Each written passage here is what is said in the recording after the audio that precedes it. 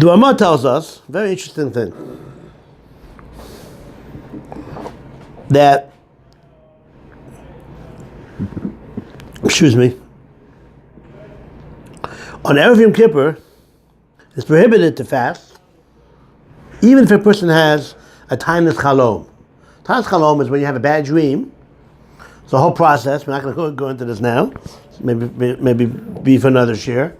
And you fast the day after that bad dream.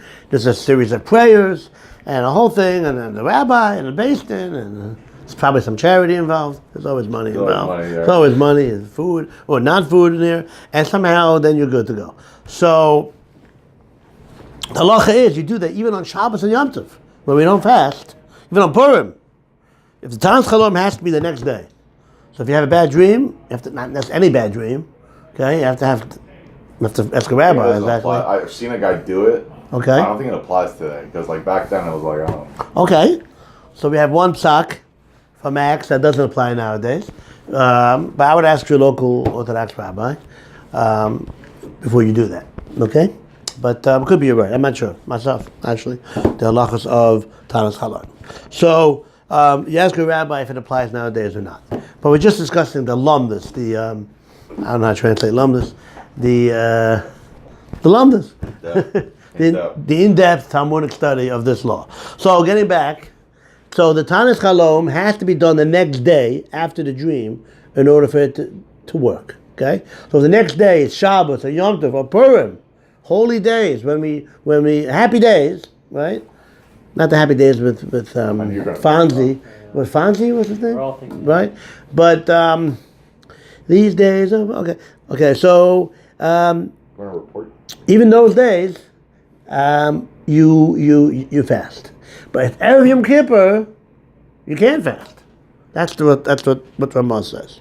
Well, Salvation explains, very interesting, the lumdus, the mechanics behind how it works. What's the difference between Shabbos and Yom Tov and Erev Yom Kippur? This is what he says. Very interesting. On Shabbos and Yom Tov, there's no mitzvah to eat on Shabbos. What is it? The mitzvah is, the obligation of kavod, of honor, to show honor to the Sabbath. Excuse me, and oneg, enjoyment to this Shabbos or the Yom Tov.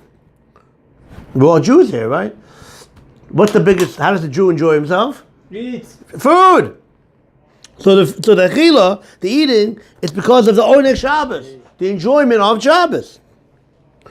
But a person that has a bad chalom, a bad dream, and it's bothering him, okay?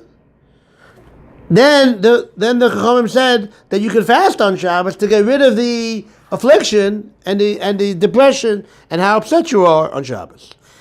That itself is the oneg Shabbos. The Magen Avraham says that not in this case, then you can even fast on Shabbos. The person that has somehow for him eating would be more troublesome than not eating. He can even fast on Shabbos.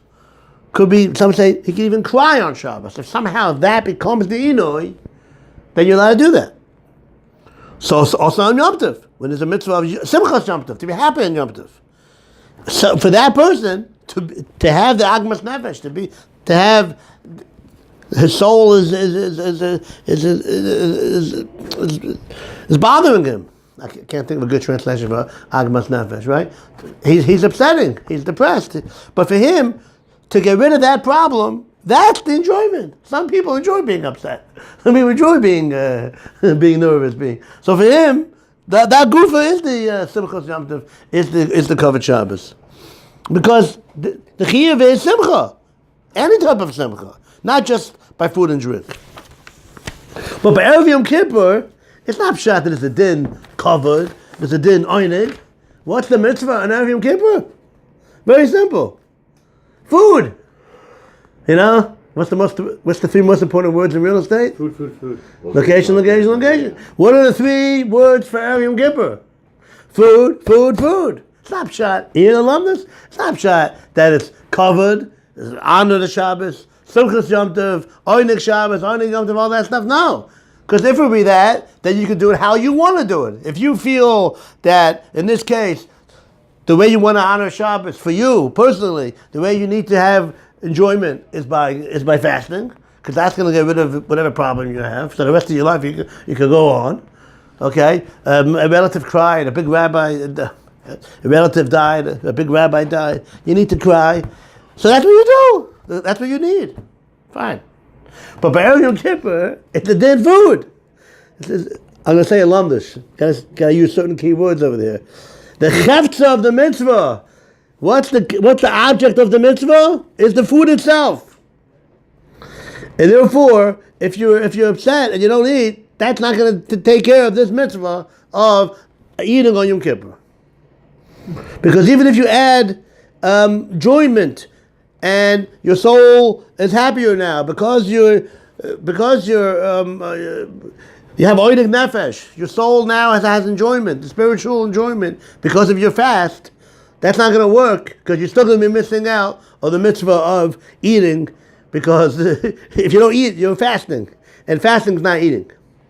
Just to summarize again, just this verse from Soloveitchik, the chiluk, the difference between, Erev Yom Kippur, that you cannot fast, the fast for a bad dream, is because on Erev Yom Kippur the mitzvah is to eat. The only thing you can do is eat. But on Shabbos and Yom Tov, the mitzvah is not necessarily only eating. The mitzvah is to be happy, to have simchas Yom Tov, happiness in Yom Tov. If for you, happiness in this case would be not eating, then that's how you fulfill the mitzvah of being happy on Yom Tov. If for you on Shabbos, the way to honor Shabbos, the way to have enjoyment in Shabbos, in this case, is to not to eat, then that's what you do. But by Erev Yom Kippur, there's only one thing only, and that is eating, and therefore you have to eat on Erev Yom Kippur.